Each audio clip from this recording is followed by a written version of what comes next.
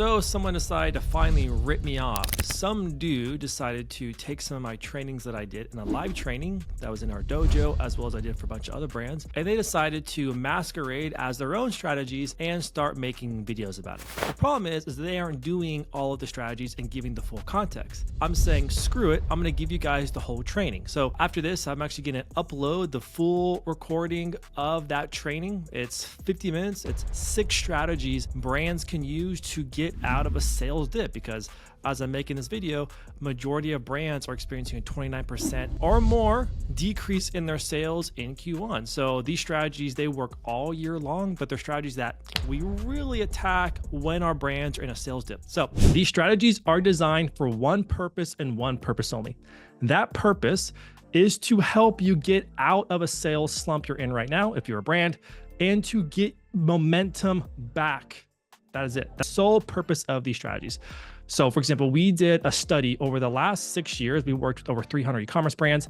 And over the last 6 years, majority of those brands, 72% of brands will experience a 29% or more decline in sales in Q1. I don't know about you guys, but I come from working in-house for an e-commerce brand. That freaking sucks. That really hurts the cash flow. Who here is feeling that right now? Put in the chat. You guys are feeling that right now for your brand. Yep. You're not alone. I don't know about you, but it makes me it's more comforting when I know that I'm not the only one experiencing this pain right now. But we're going to give you the strategies that can help with that. Okay, so let's dive in. So this is where a lot of people are right now. They had typically an amazing Q4. Some of you, hopefully you're up year over year, or if you weren't up year over year, you're even a worse dire straits right now, because Q4 often sets the tone for the next year. But a lot of people are going through this right now. It doesn't have to be that case, because you can, using some of these strategies I'm going to teach you, you can get yourself out of it quite quickly. And I have a lot of proof I'm going to show you in this training. For example, we have a brand, I'm going to tease a little bit right now, and I'll go into it more in depth later. We had a brand in our mentorship group do this training very recently, and she's having the best month ever, which is very odd for her brand. So hopefully that gives you a bit of inspiration to stick around so I can talk about that story, because it's a real brand that's doing it right now as I'm giving this training. So let's dive in. Some of you guys probably have no idea who the heck I am, but let me just start off with the master thesis, and I'll get into a little bit who I am, and then we'll dive into the trainings.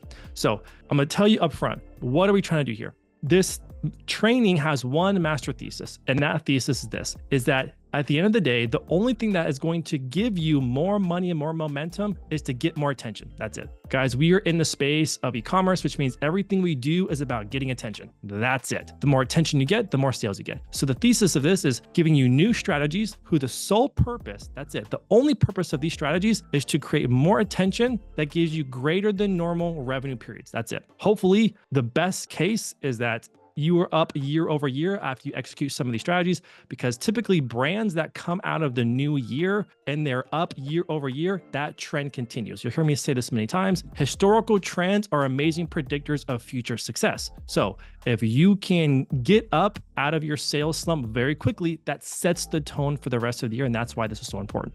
So just a really quick 60-second thing about us is, if you don't know who we already are, we have a really big e-commerce growth agency. These are my business partners, and we all come from either running brands previously, working in-house for a brand such as myself, or owning our own brands. So we kind of understand both worlds quite well, which is why I know for a lot of you guys, cash flow just really sucks right now, because even for the brands in our mentorship group, the brands we work with, it's really tight. So we're trying to come up with strategies to get out of it. And by the way, I just want to apologize ahead of time. I talk very fast because I'm very excited, because I love what I do and I love doing these strategies for brands.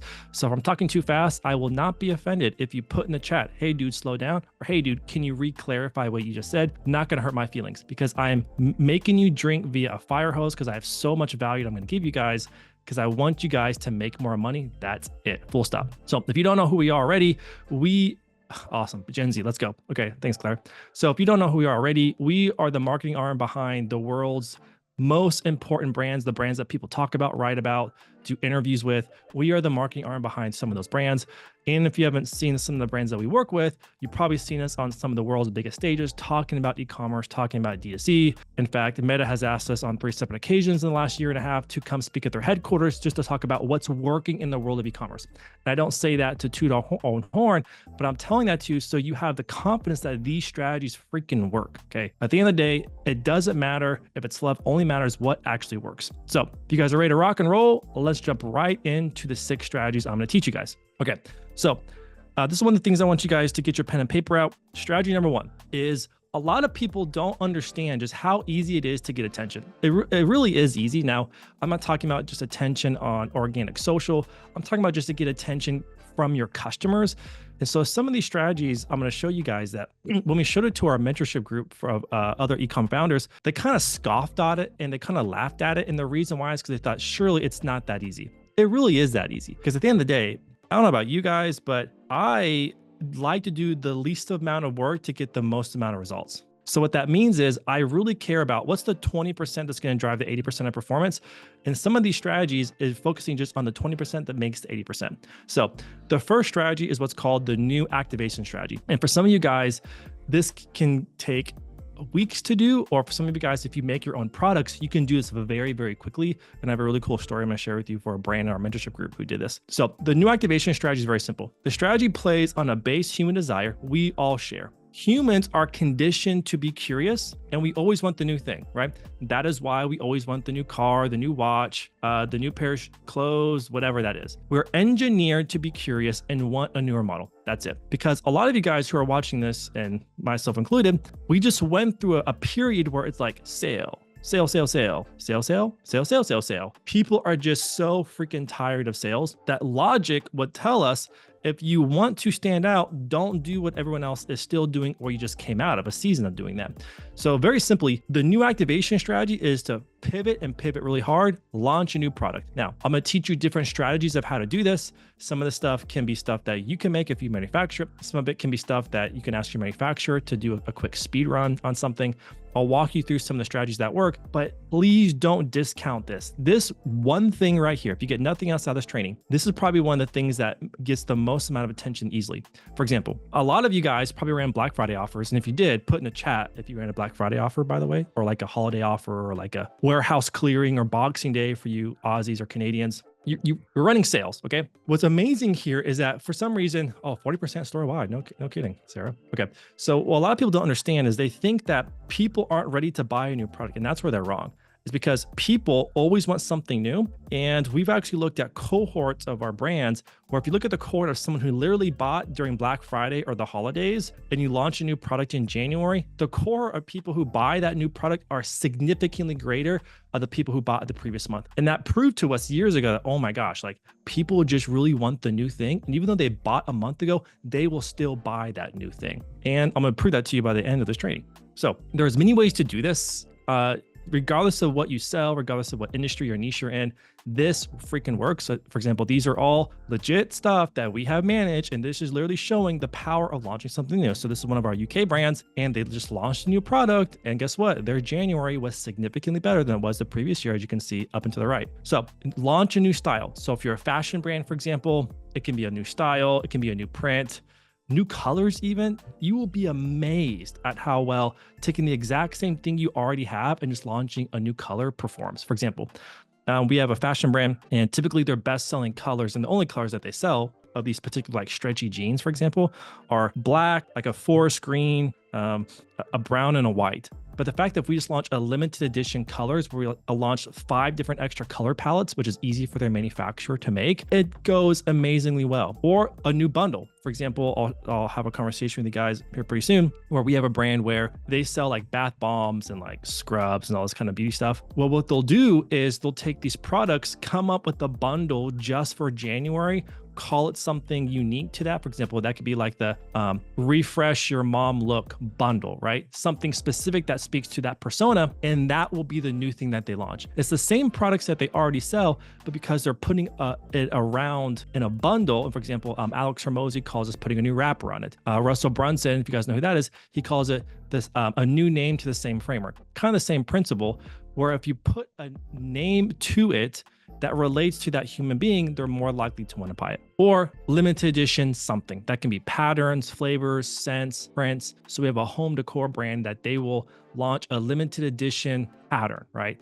It's like this, like these sticky wallpaper, a limited edition pattern just for January. It's not really complicated. And for some of you guys, you can launch this very quickly.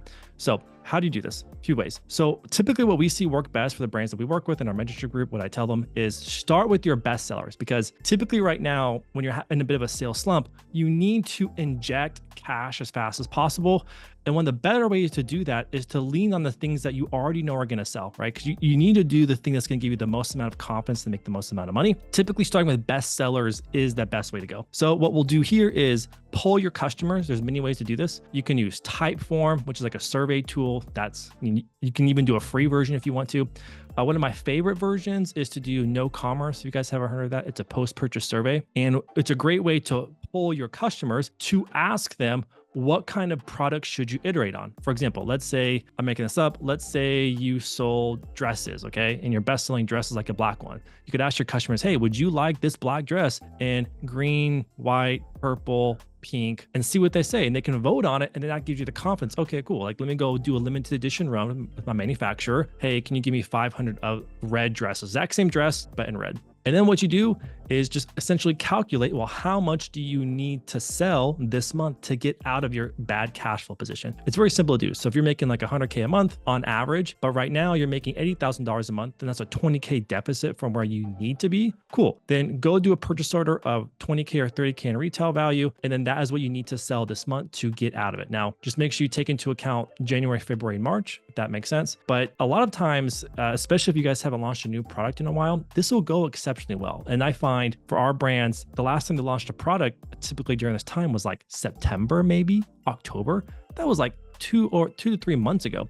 People have already forgotten about the product that you launched. So there's a good indication that's going to go exceptionally well for you. And then what we do, and I'll walk you guys through how to do this, is execute a really good product launch strategy. So this is the strategy that we teach our mentorship group as well as the brands we work with. There's 4 phases to a good product launch. Is you just have to start doing the ground game, obviously forecasting, ramp up, start telling people a new product is coming, start teasing when the product is going to come, and then launch it. As long as you don't skip some of these steps, most product launches go well. Where I find product launches don't go well is people just don't do a proper teasing phase to prepare people that a product is coming, and they don't use enough marketing salesmanship to make that happen. This whole playbook takes 2 to 4 hours to teach. I can't teach it on this call, but if you guys want to see an example of it, feel free to put in the Q&A and we can talk about it, and I can probably send it to you guys. But if a lot of you guys, if you're in e-commerce, you've launched your own products before, this is not like new to you guys. But just to kind of show you this works, this is one of the brands in our mentorship group who was in a serious sales slump, and she makes a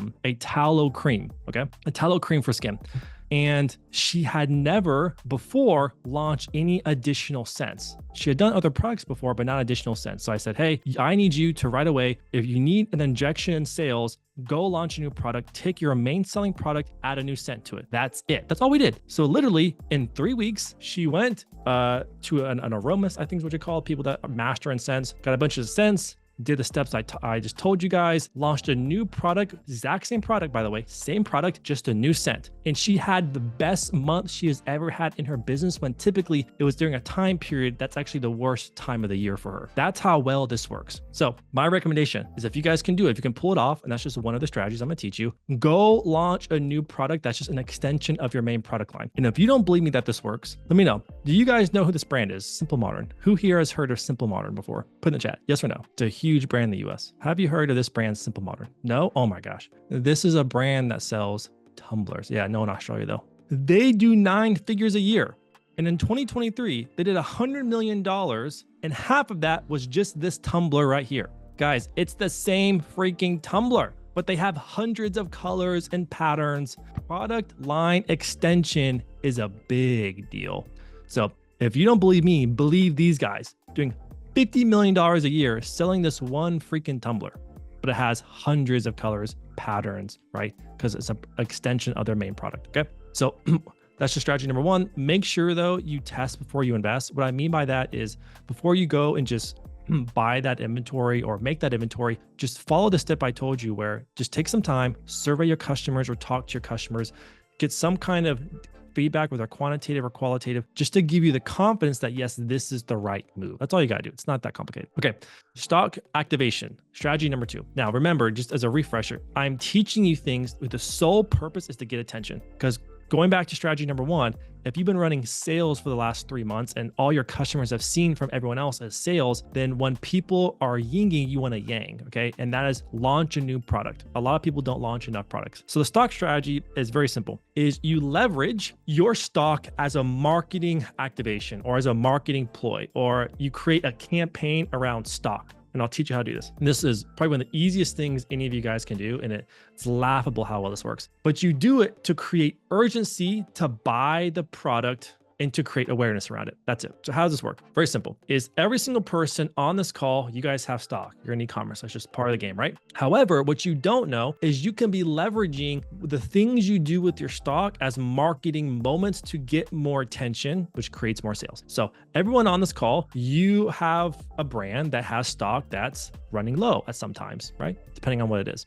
You have stock that's coming back in stock because you just reordered it. You have stock that's going to go out of stock, and maybe you will buy more, maybe you won't buy more. Some of you guys have stock that you just restocked. Some of you guys have stock that's hot or popular or that's cold, right? Or you have stuff that, you know what, screw it, I'm never going to restock this thing again because it's out of style or whatnot. Everyone on this call has that. Create a campaign around it. What do I mean by that? Very simple.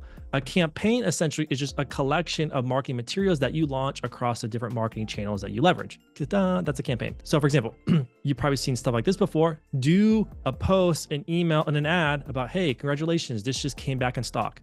This brand, we do it all the freaking time. And one of the best performing emails that we run for that brand. And it's not just emails. This brand, we do this a lot for them, where even though stock is never going to run out, we will launch an email saying, hey, stock is running low. You might want to grab it while you still can. It was never going to run out of stock, but we created attention by using marketing psychology to tell them that stock was running low. So what do? They bought more, right? But you can do this. You should do it over all of your marketing channels. So we'll set up emails, we'll set up ads, we'll have the brand post organically, you can even change the banner on your website. At the end of the day, everything we're trying to do is to get attention, right, guys? So why not leverage the thing that you do all the freaking time and make marketing campaigns around these important parts of stock? Restocking, it's coming back, it's running low. There's 8 different ways that you can do this. And for example, just to prove it to you, we will take ads on a product that was just restocked, create ads that said, we have just restocked it, or this is the final goodbye. And they're some of the best performing campaigns that we run. Why? Because human nature, we are wired to pay attention to stuff that's running out of stock, or say goodbye to this, or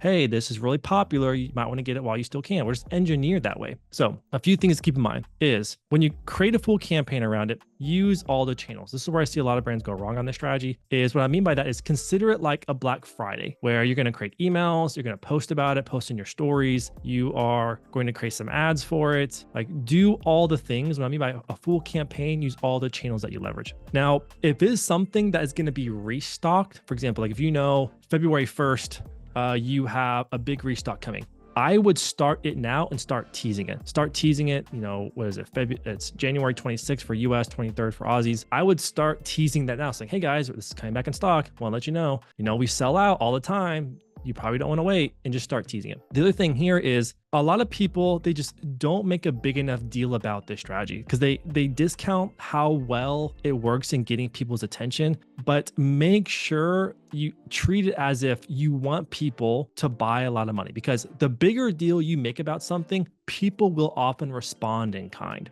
And then one of my favorites is, especially if it's a limited restock. So if you guys are like in a serious pinch, like, man, like I really need some sales right now. I need some cash, and whatever reason, maybe it's really easy for you to get some products that you haven't stocked for like a year or 2 years. You can call that a limited restock, a limited edition rerun, a limited edition retro restock. Like, we've done all different sorts of things. And that's also quite exciting because those are one of my favorite campaigns to run. For example, this is a brand, we did it for them. And one of the reasons, and so every month we ask the brands we work with, hey, like, how are we doing? What's some feedback you want to give us? And this brand, we did this exact strategy for him because he really needed an injection in cash. And he was just super happy the fact that we just saw, hey man, take this product and let's just do a restock campaign, like, in it crush. All right. Strategy number 3. This is one of my favorites. It's called the compounding snowball. This one is a bit more technical because you probably you have to do some math. You have to look at your products, look at your business economics. But this one works quite well because you can literally change nothing, do nothing different, really, and it can make a significant impact. So the compounding snowball works like this: is you look across your entire business, your entire brand, and I'll tell you the different kind of pillars to look at. And you're essentially trying to find what are small percentage changes I can do throughout my entire brand that add up to very big gross profit additions. So it works like this. Let's say you take these 4 pillars across your DTC brand. You have all of your product economics, like your costs and goods and your marketing expenses and your profit and things like that. Then you have your revenue sources, which is, what channels do you use to make more money? Okay. And then your different product categories and your different product types that you have. And then your customer types, new customer versus returning customer. How this strategy works, and I'll show you guys in a second, is if you take a look at across your entire brand like this, and this is what we do for our brands, the brands of the mentorship group, is we say, okay, we need to have a serious change and get some more gross profit in the company. Okay, so what can we tweak on a business economics front? What can we tweak on what sources we use and what channels we use to make more money? Where can we tweak our focus and what products we choose to sell more of and sell less of, or really just focus our marketing efforts on so we get more attention to the right product category that makes us more money? And where should we put our focus on? New acquisition, or for this time period right now, we just need more cash, should we focus on just returning customers? Why this is important, because if you make the right tweaks, and it doesn't have to be a lot, like it can be very, very subtle, very little, that adds up to huge additions to your top line. So for example, I'll show you guys how this works in a minute, but let's say hypothetically for your brand, like how important would an additional 23% gross be to you guys right now? Like, would that be big? Would that be small? Would that really change your cash position? Put in the chat. Yeah, big, like 20% for anyone right now that is experiencing a sales slump right now, like that would be huge. So for example, I'll teach you guys how to do this in a second. This is a brand, this is a fashion brand, by the way. I kid you not, this is all we changed. This is all we changed. Number one, we looked at their products. We're like, okay, let's quit focusing on these products and focus on one main product. Let's increase the price of that product. Let's change the free shipping threshold. Let's also divert budget away from Google, put it more in Meta, and let's just do one of our stock activation strategies, and that's it. That's all we did. Like, we really didn't change anything. It wasn't complicated, but it really changed that entire brand's cash position in the 30 days when they can get an additional 29% top line just by changing those few things. And any of you guys can do this. So for example, this is another brand that we did this for, where I kid you not, this brand has hundreds of products. So in this model, what we did is we said, hey, what if we just took the top 5 best products, change these few variables. Also, let's quit selling on these channels. Let's focus more on email and SMS for this month. And then let's also do a serious activation for returning customers to come back. And for that brand, an additional 11%. Like, when you have a view of your brand, and especially if you have any amount of volume, like it's not that hard to get that. Now, this is when you're in a situation when you need a serious cash injection. So one of the first things you can do, and any of you guys can do this if you're on Shopify, is on Shopify, if you go to a product sales report in your Shopify analytics, and if you have your cost of goods imported into your Shopify, where you actually put your cost of goods sold for each product in Shopify, you can export all of your product sales data, and you can just visualize it in Google Sheets like this. So this is what we call our product opportunity analysis, and again, this isn't complicated, guys. Like, it's just doing an export, highlighting all the cells, click visualize, and choosing like what part you want to look at. All of you guys can do this. But what it does is it shows us, okay, like how much margin are we losing because we're giving too much on discounts? Okay, well, like let's change our discount strategy. Or how much margin are we losing because we have too many returns? Okay, well, let's not sell that product anymore. Look at this. This product right here, it has a lot of returns. And this one, we're giving away 50 grand just to freaking discounts. And like, that's how much profit we're actually making. So let's stop that right away. So do a full export, very simple, of your marketing channel, last 12 months, visualize it. So one thing that we like to do is just make sure, double check that you have the right margins, because otherwise, if you have dirty data, you're going to have dirty insights. Also exclude wholesale orders. If you guys are using Shopify to do like wholesale or retail, things like that, like exclude those too, because we just want D2C online. Okay. And make sure you include all the variables like shipping, discounts, margins, returns, cost of goods sold. Elizabeth asked, is there a way you can put your sales source into a report as well? Or you have a tag each order in order to see this? No. So if you're on Shopify, Shopify already has a product sales report. You have to make sure your cost of goods sold are on there and export it. Like, Shopify won't do this for you. You have to export it, and the export by itself, you just highlight the cells and click whatever kind of visualization you want to use inside of Google Sheet or Excel. Okay, so it's very, very simple. I mean, yeah. So the channel, that's a great question. So if you rely on your Shopify tag on the channel, sure.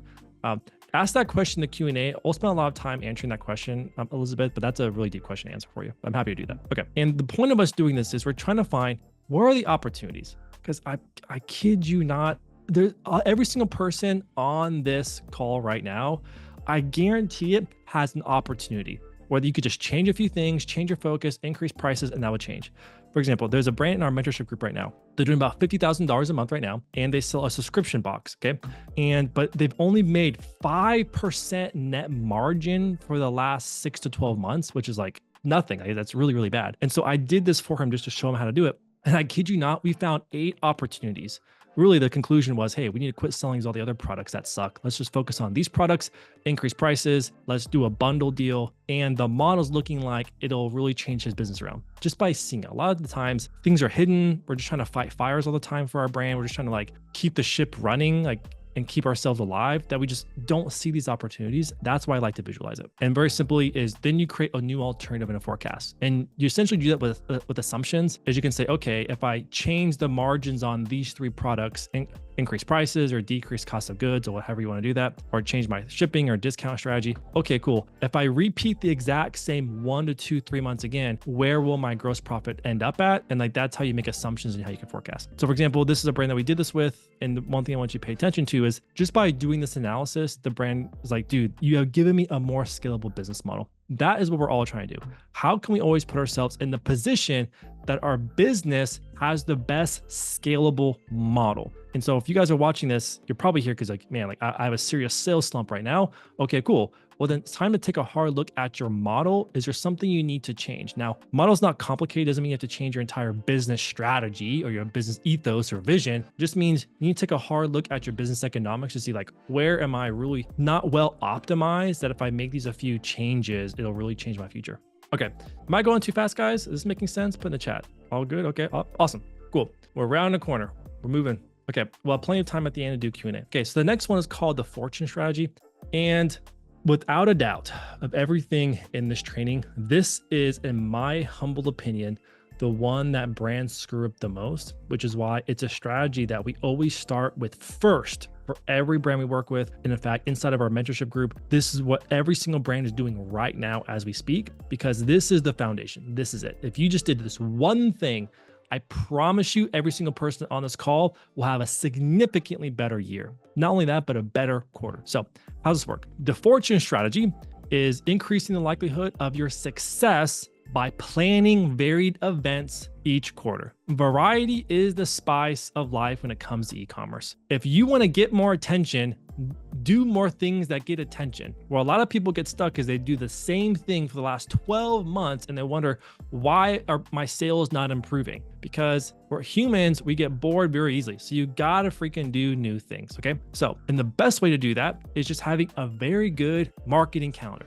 That's it. So the marketing calendar that I'm happy to give you guys if you want is very simple. Is you have for the month, the quarter, for the year, what exactly are you doing for each channel you are doing marketing on? Email, SMS, organic, your website, if you do like live stream, if you do live selling, I don't care. It needs to be on the marketing calendar because you need to be able to see, where do I have gaps that I know are going to send me into dry spells? For example, this is how we kind of layer it. So for example, this is the marketing calendar that we teach the brands in the group, as well as the brands we work with, is we layer your last 12 months percentage of your revenue for that year. What percentage landed in that month? So for example, for this brand, 14% of their sales over the last 12 months landed in January, and then 8% February, 7% March. And you can see that. Why this is important is because it shows you what do you need to expect in terms of seasonality, okay? And then on top of that, and for you Aussies, we have one, and for you US people, we have one. We layer on, okay, what events can you capitalize on? You know, these are most events that most brands use or can use or have used or leverage, okay? Well, what planned drops, product drops, collaborations do you plan on doing throughout the year? Okay, what promotions do you know for sure you're gonna do or you wanna do? Or are you doing any kind of giveaways, collaborations, PR releases, what have you? The reason why this is important is, let's take this spell right here. April through June is a really bad time of the year for this brand. You see how much more full that calendar is for this next year? For example, this is actually last year. This brand, this is their previous year sales. Well, guess what we did? We're like, you know what? April through June really sucked. It was really tough. Like cash flow was tough. Like they were even in the negative a little bit because seasonality is a hard thing to fight against. Okay, so this year, what are we gonna do? Man, we are gonna change it and we are gonna stuff the calendar full and make it really, really exciting. That is what you have to do. That is why it's called the fortune strategy, because show me your calendar and I can predict your revenue every single time. That's the first thing we do for every single brand in the group, as well as the brands we work with, is let's have a robust marketing calendar. And that right there is enough to change most brands' trajectory. Is that they just have the forethought, where am I at? What's the percentage of revenue I can expect? Well, then let's flesh out a marketing calendar to make my brand exciting. Because if your brand's exciting, people are going to be excited about it and respond in kind as well. So for example, this is a brand where in September, it is typically September and October are typically really bad months for this brand. So what do? Well, we did a whole pivot and change on their marketing calendar to get them up 20% year over year from the previous year. Like that's a big deal. So for some of you guys, that's why I asked. If you had an additional 20% of sales right now, like would that help? And every one of you said yes. That is the importance of this. Now, I'm gonna stop sharing my screen again because I wanna show you guys the template that I have for you that I'm gonna give you guys is this right here. So you guys see this, by the way? Put in the chat, yes, you guys see this? Okay, awesome. So this is the marketing calendar. It's so easy. So I have for you US people, for you AU people, because you guys are opposite from us US people. And then for US, I have the right seasons. And then I have the different articles you guys can take, the events you can take advantage of, product launches, seasonality, influencers, list building campaigns, product shoots, all that stuff. All you got to do a pass number one, put in the stuff that you for sure know you want to do or you think you're going to do. Okay. And the second pass is take a second pass and like, okay, are things really empty for me? Let's try to make it a bit more full. And then I have things broken out for Q1, for Q2, for Q3, for Q4. You can change the year, change the month, and the whole calendar dynamically updates. But here's the big thing. This is why I like it. Is if you go through and you fill this out, there's a summary tab that tells you how many key marketing events do you have per month. And why I like that is because I'm a numbers guy. It shows me, oh man, like I'm really, really low in these marketing channels in these months. That typically means I need to do something different. For example, we have a brand right now that this isn't that brand, but this is a representation of that brand. We were looking at their marketing calendar, like, man, like email and SMS is really, really light this month. Well, we need to change that. Let's add way more to this. Or we had another brand where, okay, we said, man, we have a lot of key milestones going on, but you know what? We don't have enough organic activations, whether that's giveaways happening or collaborations with other influencers. So let's add more to that, because a lot of times a bird's eye view is all you need to see, like, where am I missing something? Because we're all human. Like, we're not perfect. Like, I have 2 little kids and a wife. I guarantee I miss stuff all the freaking time. I need a visual to show me where am I missing something. That's why I have, I don't know if you guys know who Jesse Itzler is. You guys know who that is, by the way? Jesse Itzler, put in the chat, yes or no? He's a big entrepreneur. Anyways, he has this, what's called a big ass calendar. Do you check this out? Sorry, I did not plan this, but this is an awesome calendar. Check this out. Has a what's called a big ass calendar. Look at this thing. Because I'm visual. The entire year is on one calendar. This doesn't work for an e-commerce brand, by the way, because it's like more for personal. But because I'm visual, I have to see everything on a bird's eye view. That is what this is designed to do. For the year, where am I light? Where do I need to have more of? And then per each quarter for you and your team to plan. Does that make sense? You guys see how this one thing will give you a more exciting year. Last thing, brands typically tell us all the time, like, man, you guys are just so freaking organized. And I'm very proud of that. We have an amazing team. Our operations director is amazing. That is why we're so organized.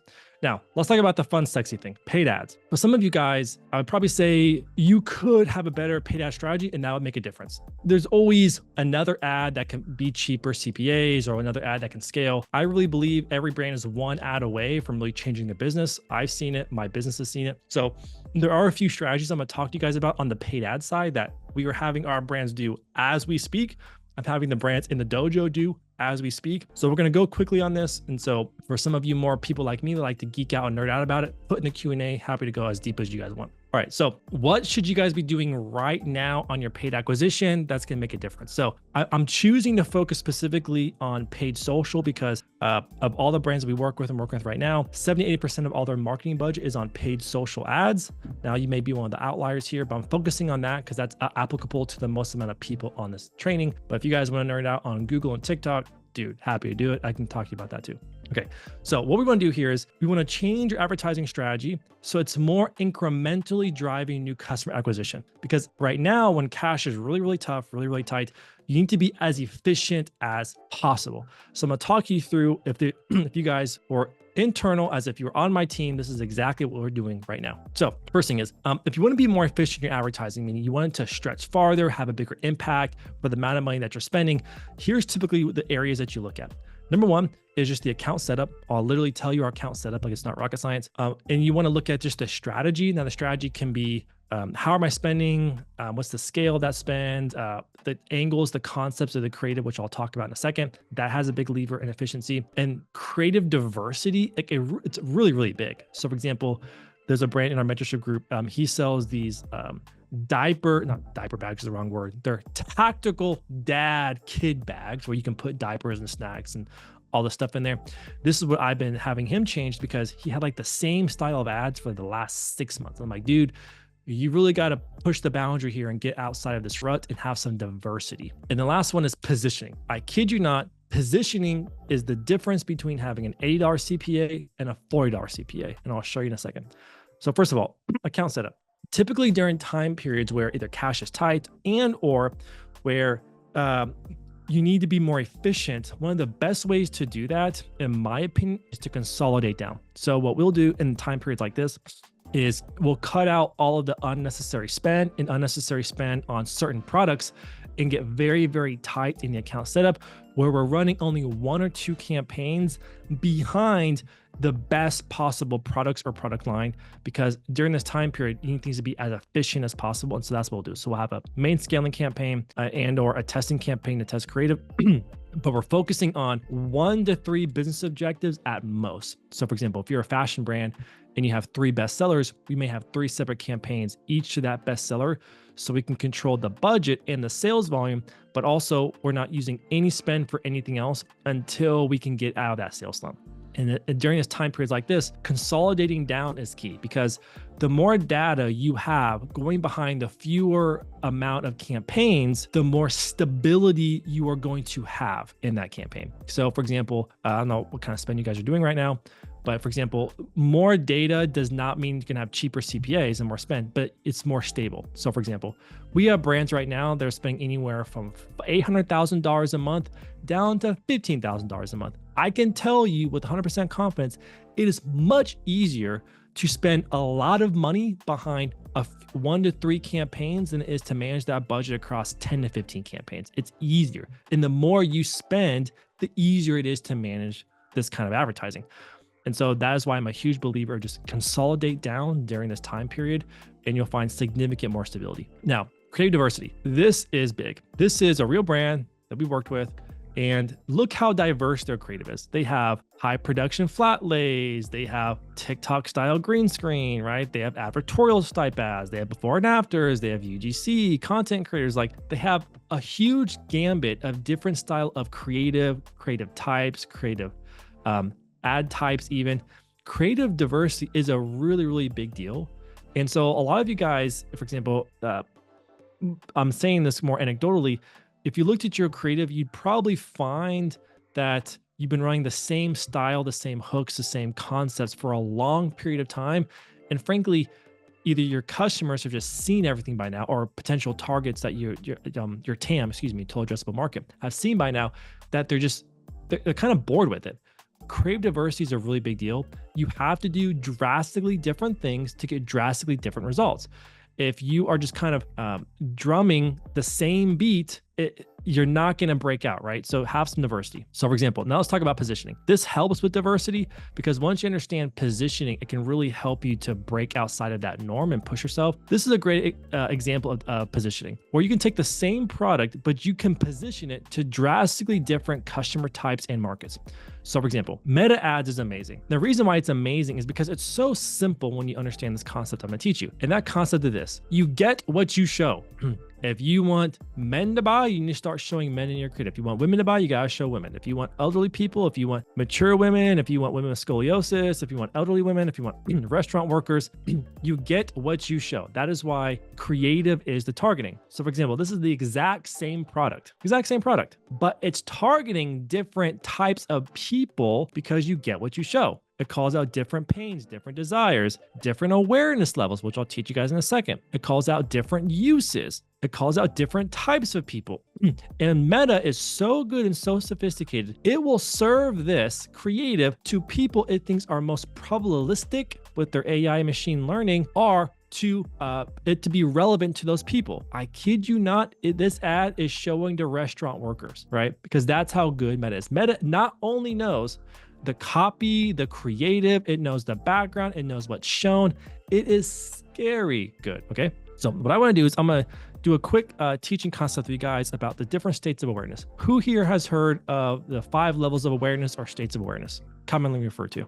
Who's heard that before? Put in the chat, yes or no? Nope. Okay, good. All right, so we got some pros here and some new people. That's awesome. Okay, so I can do this in 2 minutes or less. The states of awareness are so important because that is where you get more scale, okay? That is also where you can get difference in CPAs. So for example, every single brand on this call, there's 5 states of awareness. You have most aware, product aware, solution aware, problem aware, and unaware. Why this is important is because Meta also understands what they would call term as in market. For example, that is why if you take an ad and you show it with a discount, it's not going to always scale to top of funnel, for example, is because it's going after people who already know who you are. But why this is important is because right now, if you have a sales slump and you need more scale, well, guess what? You need to go up the awareness ladder because that's the bigger TAM or total addressable market. It takes more education, but that's where your scale comes from. And that is why, for example, for a lot of you guys that are running a lot of ads, that's why Black Friday works so well as well, is that you can run a few ads in retargeting, have a good discount, and it crushes. Why? Because you have so many people who are already product and most aware that they already know who you are. So let's just do a quick pivot real quick. Do you guys see this real quick?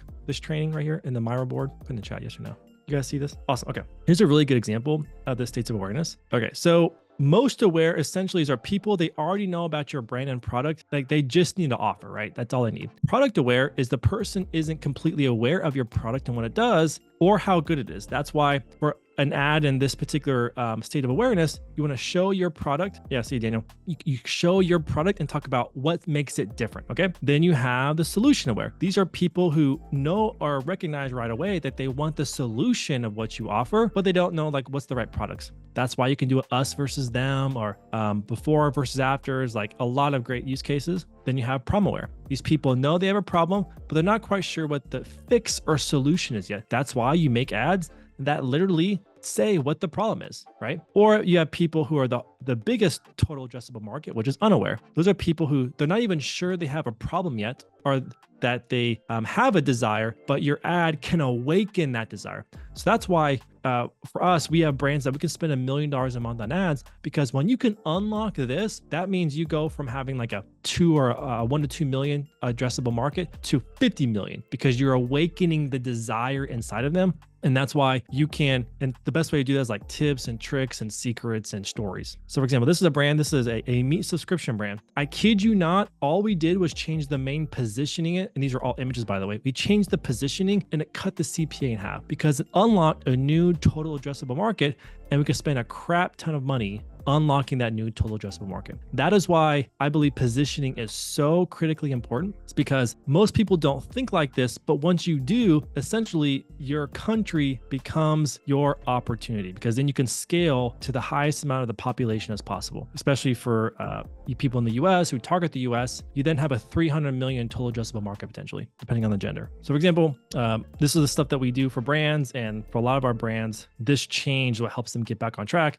I've taught it to you guys. Just look at your creative and start asking yourself, okay, where is my positioning? Okay, where are the opportunities? And I find, just real quick, a lot of brands, let me go back real quick. A lot of brands, their ads are always stuck in these 3 phases, to be honest with you. And so I'd start challenging, start making ads that address the problem or talk about the problem people feel to unlock this. And if you want to unlock this, like I said, tell stories, tips, secrets, or do reveals, and that'll help unlock that awareness. Okay. All right, guys, we're rounding out the last strategy. And I meant to mention this earlier. I should have mentioned earlier is I have a big freebie for you guys at the end of this, a way that I can just give you more value and give you some one-on-one help.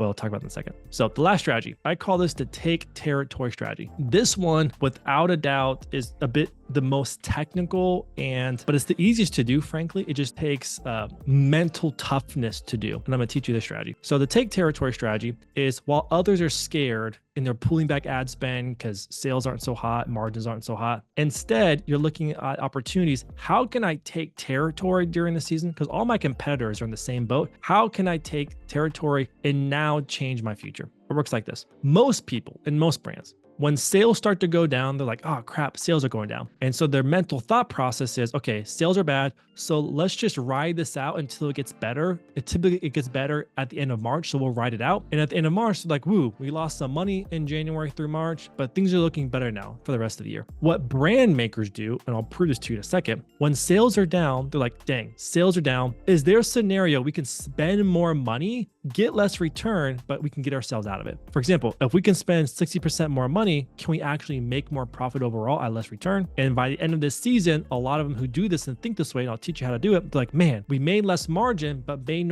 more net profit overall, and we actually acquire more customers. Let me prove it to you. So there's a big myth. There's a big myth when it comes to scale. And this is the hardest thing to get over for brands that just aren't used to spending a lot of money on ads. And this is a bit more technical. That's why I meant, like, there's more risk to it, but there's also more reward. There's a myth is that people think that if I increase my advertising spend by 50% or 100%, that my return is going to drop by the same increment by 50 or 100%. That's not true, and it never works out that way. In reality, if I increase my advertising spend from 50% to 100%, my return will go down. However, not by the same increment. It won't be a one-for-one exchange. It may be just incremental loss. So for example, this is a real model, by the way. Let's say, for example, my forecast for January is I want to do $145,000 in revenue, and I'm projecting I'm going to spend $50,000 in ad spend. Okay. And I'm hoping I will get a 2.9x return, meaning for every $1 I spend, I get $2.9 back. Okay. And let's say for my brand, my fixed costs are $26K. My cost of goods for my products are 30%, which means my net profit, my contribution profit on this model is $25K. Does this make sense? You guys see how this math works out? Now, every brand, the COGS and economics are the same. It's an assumption. The COGS and economics are the same. And you can even use your blend, for example, Greg. So for example, every brand, hopefully you guys have some kind of LTV. So using this model, you acquire 2,400 customers, and even using a really bad LTV, which is over 90 days, only 10% of those people buy from you again. The cash buyback again would turn to 14K. So for example, that $145,000 over 90 days, I get an additional 14K back because 10% are going to buy again, which isn't that great of an LTV, but it just shows an example. Okay. So let me show you this mental model of how this works. And this is how the brands that understand this, like how they think, and I'll prove it to you in a second. So scenario number one is some brands, how they make decisions like, oh man, like we are making less money, things aren't looking so good, so we have the same spend, but because we have less return, we make less money. And so some brands, if you have less return and you don't change anything, you'll make less top line, you'll make less bottom line. Make sense? And obviously your new customers will be less and your 90-day LTV will be less. But the mistake that some people make, and this is the point I'm trying to make, is when return is worse, like, dang, let's pull back ad spend. Let's try to save money. Let's pull back ad spend. What happens is, even though performance is bad, worse than your projection, you pull back ad spend, what happens? You make less top line, you make less bottom line. Okay. Well, let's assume that you are making less return, even at 2.5, but because you understand this game, you're like, you know what, let's try to spend more money anyways. What happens? Well, you make more money in this scenario than these two scenarios, and you make more profit in this scenario because you're scaling with volume. It's less net profit percentage-wise, but it's more net profit quantity-wise, okay? Or let's say, for example, again, even worse return. This is a 2.45 when I want a 2.9. Again, because I understand this, I'm trying to find how can I spend more money? So I spent more, made more top line. So I spent 60K, made 147K. I make more net profit. So again, this model is now better than all three models. Now, this is what's really crazy. This right here, for the people that understand this and can do this, this is what's going to forever change the scale of your brand for the rest of your life. If you can do this, is this. And this is why brands can get to 8 figures so freaking fast. So let's say, for example, look at this. The return's getting worse and worse. See that 2.5, 2.6, 2.5, 2.45, like the return's getting worse. Here's what happens. We have brands that when performance isn't good, they ask the question, okay, at what point in my model can I not only get myself out of it, but scale myself out of it. So for example, the same model, even at a really terrible return of 2.25, a brand who doubles their ad spend will make $225,000 more net profit overall. And here's what's really important. And this is where brands that get this, you are going to be on a rocket ship and things snowball. Look at this. You make more future LTV on this model than all the other models combined. And it's not, again, like it's only $6,000, but imagine you do that every month for 12 months. That all compounds. And this is why we have brands that scale fast, because they're looking at how can I scale with volume? Because what they realize two important things. More volume is actually safer, because when you have so much volume, you are actually able to make more net profit, acquire more customers, because whoever buys the most customers wins. That is the game we're in. So at some point, that is why we have some brands, they scaled so fast, when they send an email, they'll make $40,000, $50,000 because they have 300,000 customers they have acquired over 2-3 years. This is the game. So for example, and there's other benefits. Yes. For example, Elizabeth said, when you are doing this much volume, you also can negotiate cheaper prices, which then makes your profit go up even more. This is how the elite people play. And that is why during a sales slump season, you should be modeling out at what scale can I actually scale myself out of it, and it even sets up my future even more than if I pull back spend, because of this LTV. This is going to keep snowballing and keep snowballing. You are paving the way for your future with this. So for example, this is what I'm shooting for. Bad scenario, worst scenario. Okay, this is better than the first two. This is better than this one. This is the best one of all. For example, this is my buddy, Nate Lagos. He runs Original Grain.